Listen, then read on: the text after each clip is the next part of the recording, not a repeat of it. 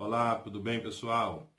Meu nome é Fábio, eu sou bacharel em teologia, minha especialização é aconselhamento familiar, sou ministro do Evangelho e atualmente eu estou no terceiro semestre de psicologia. Eu quero agradecer o convite feito pela minha amiga, professora Mércia, do Colégio Gil Vicente, e parabenizar toda a coordenação aí do Colégio Gil Vicente por essa iniciativa, né? Setembro Amarelo, sabemos que é um mês de campanha para prevenção ao suicídio, né? E também para a divulgação de informações. É do nosso conhecimento que essa campanha Setembro Amarelo, ela iniciou aqui no Brasil no ano 2015, né? Com o CCV, que é o Centro de Valorização da Vida. E essa campanha foi inspirada anteriormente em uma campanha feita lá nos Estados Unidos, né? Com alusão à trágica morte de um rapaz que tirou a sua própria vida, que se suicidou no mês de setembro e usando um carro amarelo. Sabemos que mais de 800 mil pessoas morrem por ano em todo o mundo. E o mais alarmante é que essa faixa etária, dessas 800 mil pessoas que se suicidam, que tiram a sua própria vida em todo o mundo, são jovens, né? A juventude. Existem alguns mitos. E dentre estes mitos, um deles é que quando nós falamos sobre o suicídio, que isso piora o problema.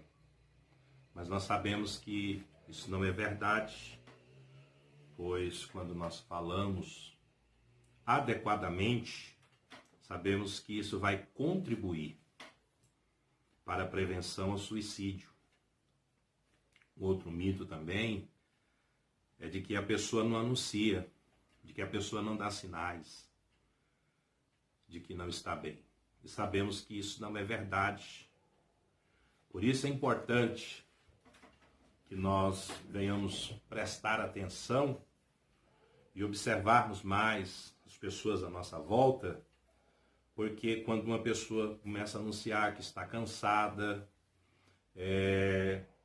acha que não vale mais a pena viver, e às vezes, explicitamente, a pessoa diz que pretende tirar a sua própria vida, é fundamental que isso seja levado a sério e que essa pessoa, ela receba ajuda. Sabe por quê? Porque isto são sinais que esta pessoa está dando, que ela está anunciando, que a qualquer momento ela pode tirar a sua própria vida. Então precisamos observarmos isso com mais atenção e sabemos que esta pessoa precisa ser encaminhada, que esta pessoa precisa ser tratada, precisa ser encaminhada para um serviço social e precisa de todo o acompanhamento e de toda a assessoria necessária.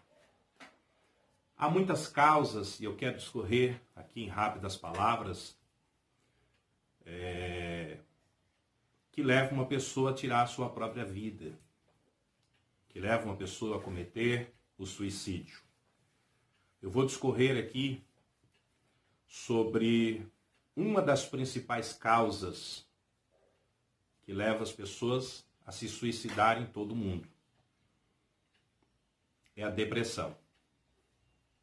Mas sabemos que não é somente a depressão. Mais para frente eu vou falar de outras. Mas a depressão é a causa número 1. Sabemos que depressão é uma alteração de humor. E eu observo, como estudante de psicologia, 2 sintomas chaves da depressão. O primeiro sintoma é que esta pessoa ela tem uma diminuição da sua energia física e mental.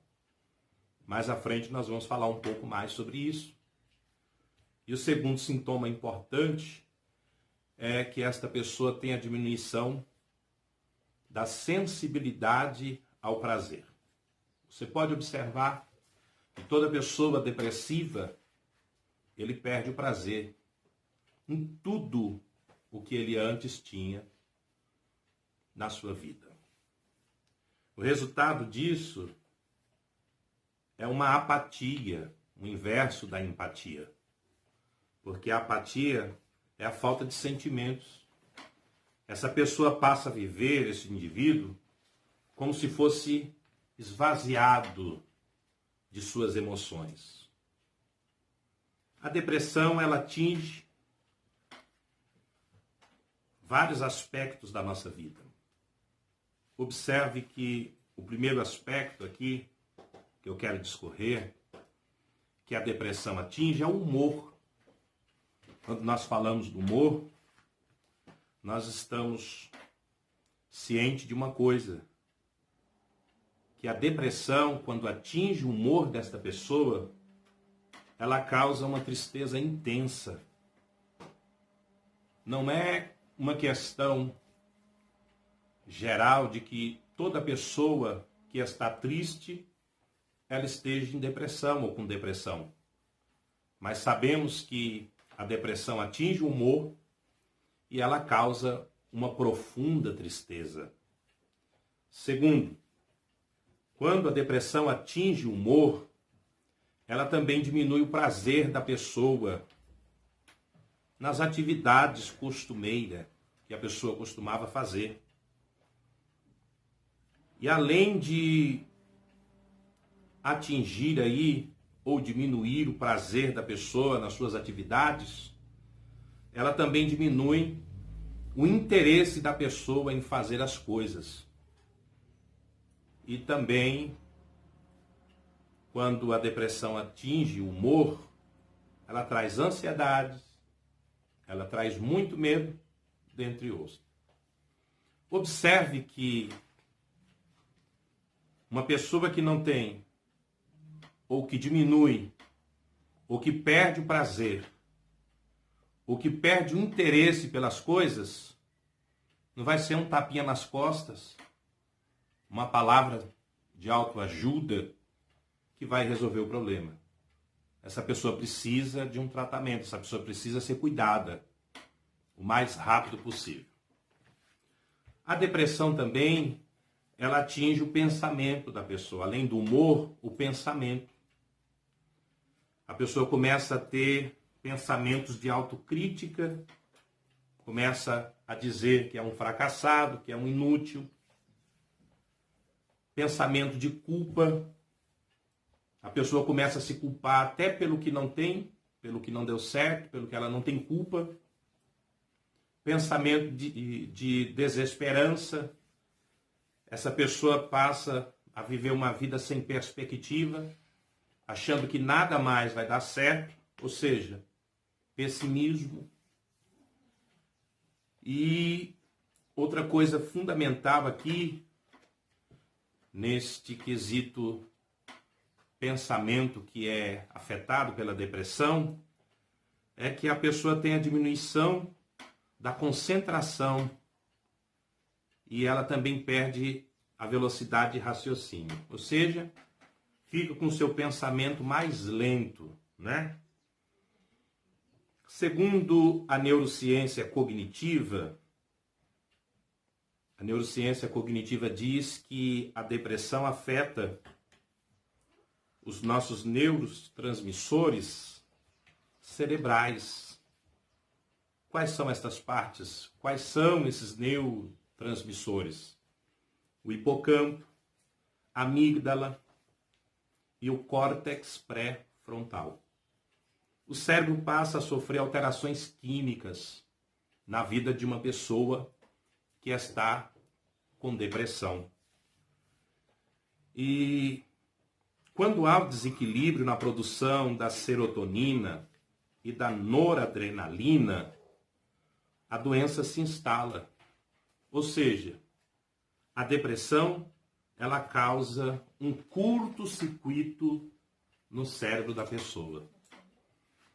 Mas também, além de afetar o humor e o pensamento, eu ainda estou falando sobre a causa número 1 que mais mata, que mais leva as pessoas a se suicidarem em todo o mundo, que é a depressão, que atinge o humor, que atinge o pensamento, mas também atinge o físico. A pessoa perde a sua energia física, como eu falei no início, queria discorrer um pouco mais. A pessoa é tomada por uma fadiga, por um cansaço. E também é comprovado clinicamente que essa pessoa que está num quadro depressivo e a depressão atinge o seu físico, além de fadiga, cansaço, também há um aumento muito significativo na dor. A pessoa passa a ter muitas dores. E também há alterações no sono, tanto para mais como para menos. A pessoa, quando é afetada no seu físico por causa da depressão, ela tanto pode dormir demais, só querer dormir, como também pode sofrer de insônia. E ainda falando da alteração aí que a depressão traz no físico, que atinge o físico, traz também alterações de apetite, tanto para mais como para menos. Em quarto lugar, a depressão, além de atingir o humor, o pensamento e o físico, a depressão também ela atinge a interação social do indivíduo. Essa pessoa se afasta das demais pessoas, se isola. E aí está um sinal muito latente que precisamos observar quando as pessoas em nossa volta começam a se afastarem. Não é uma regra, mas nesse caso aqui, o depressivo, ele começa a se afastar das pessoas.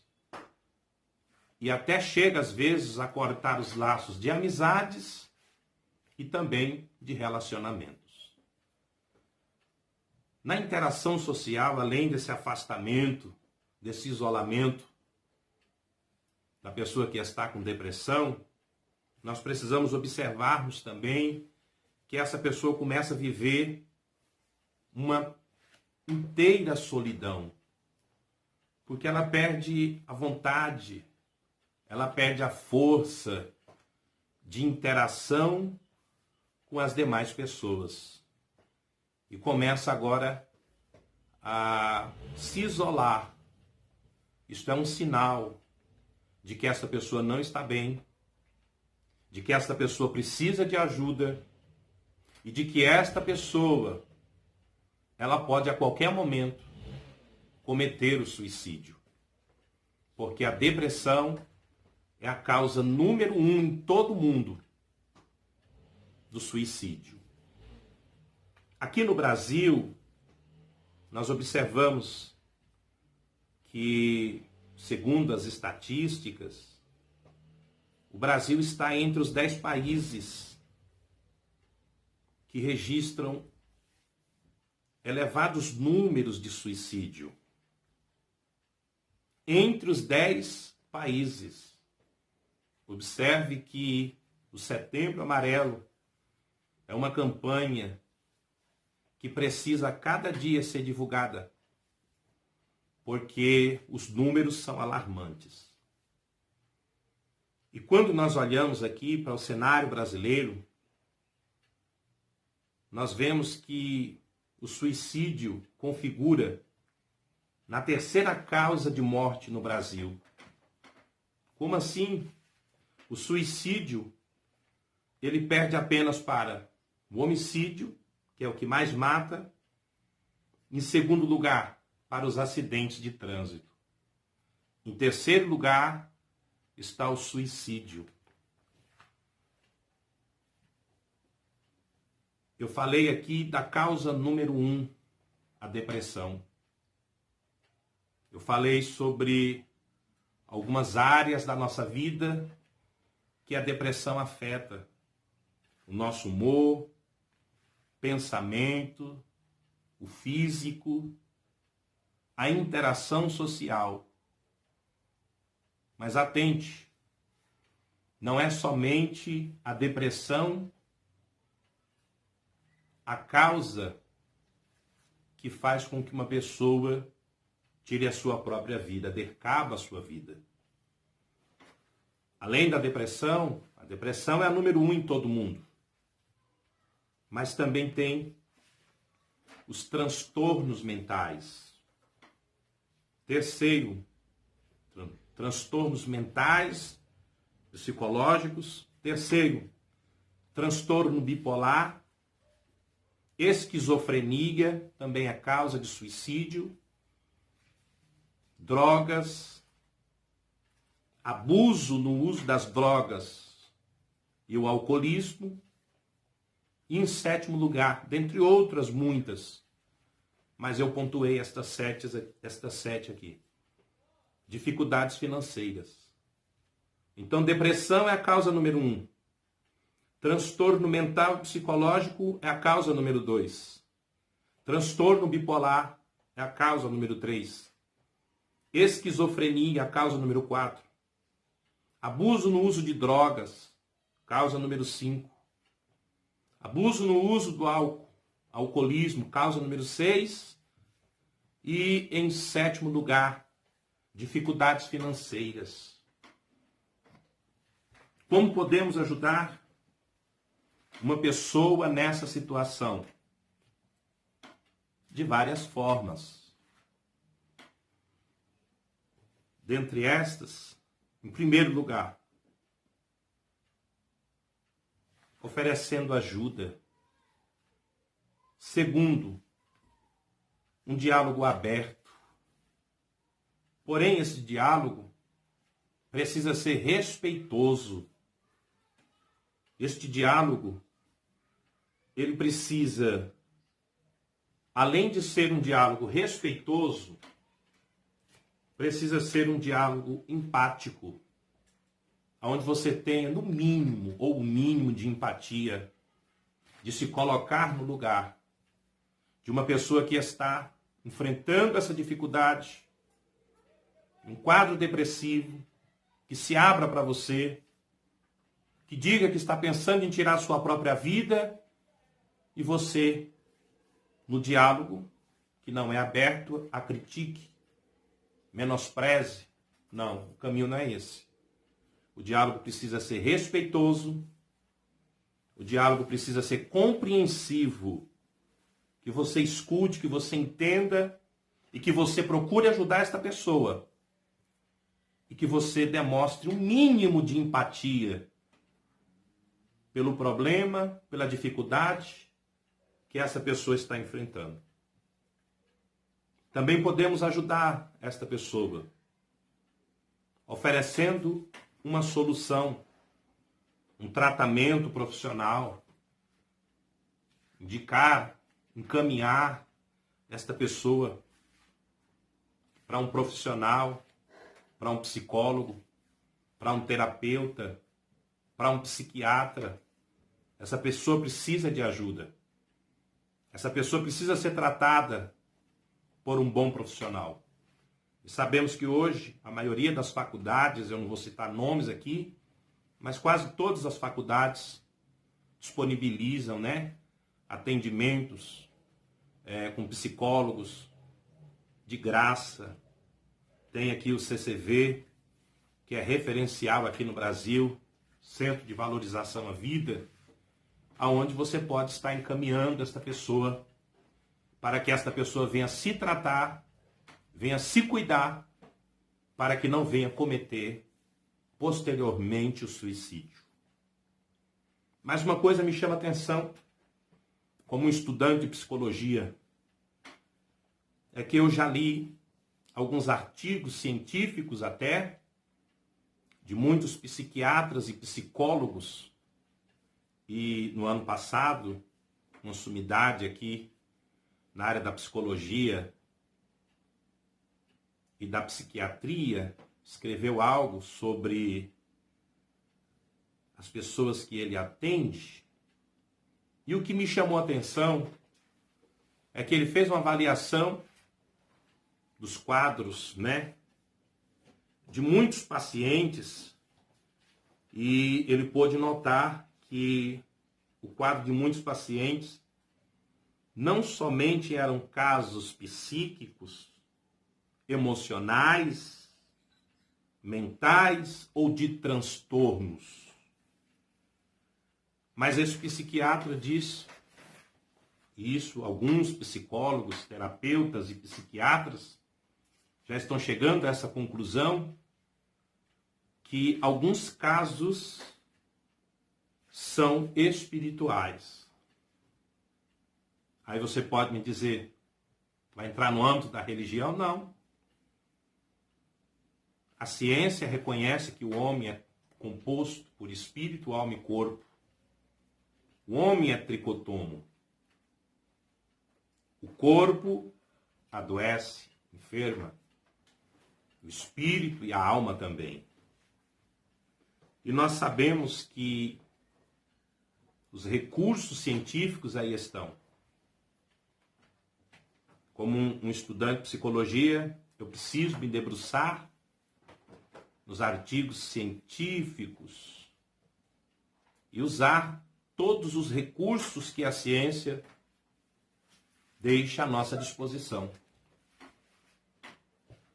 Mas também, como um servo de Deus, como um ministro do Evangelho, eu tenho uma visão ampla e de comum acordo com alguns psiquiatras especialistas na área, que chegaram à conclusão que há casos que também precisam de uma ajuda espiritual. E eu não poderia aqui deixar, no encerramento aqui, fechando esta minha fala, uma mensagem de esperança para você que está passando por um momento difícil, depressivo, aonde está pensando até em tirar sua própria vida. E te dizer que, acima de tudo, nós precisamos de Deus. Quando nós olhamos para um texto bíblico que está inserido lá nos Salmos, de número 42, verso 5, e vemos o salmista dizendo: por que te abates, ó minha alma?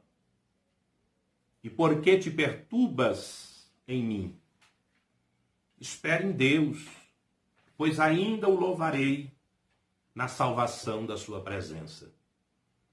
Nós vemos o salmista falando de um quadro de um abatimento na alma e de uma intensa perturbação.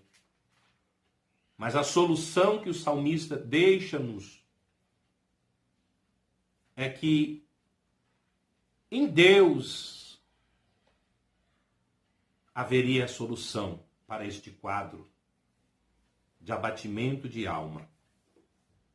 O mesmo salmista, no Salmos 46, verso de número 1, diz que Deus é o nosso refúgio, Deus é o nosso abrigo e fortaleza e socorro bem presente na angústia.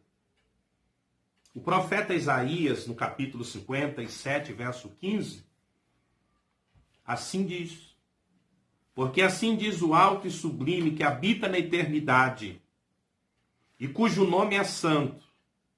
Olha só, observe.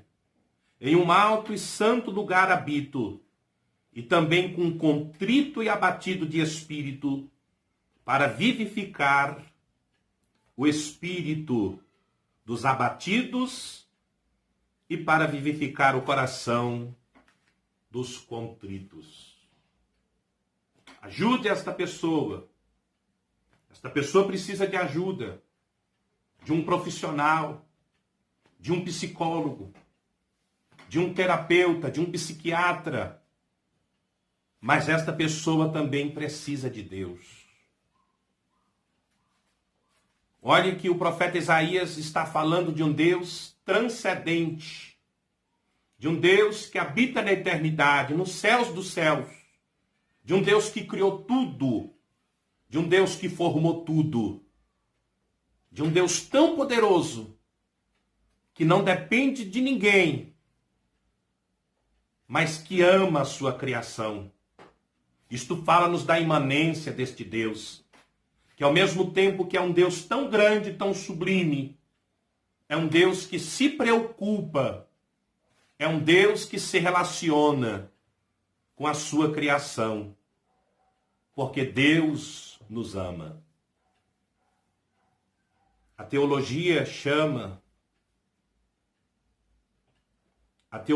nos fala sobre o antropopatismo, que são as atribuições dos sentimentos de Deus,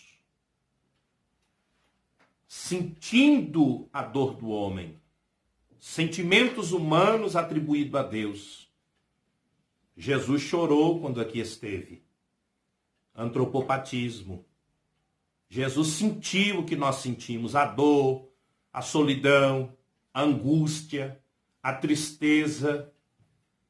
Mas eu fecho aqui com mais uma referência bíblica para você, porque a esperança está em Deus.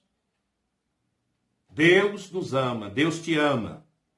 E a solução não é o suicídio. No fundo deste poço tem uma luz e se chama Jesus. Ele se importa com você. João 3,16 diz: porque Deus amou o mundo de tal maneira que deu seu Filho unigênito, para que todo aquele que nele crê não pereça, mas tenha a vida eterna.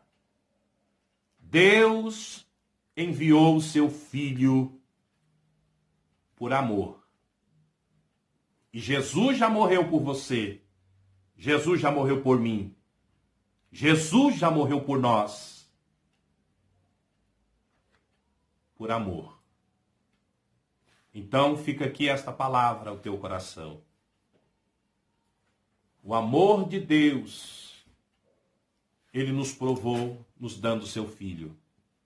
E Jesus também provou o seu amor, morrendo morte de cruz.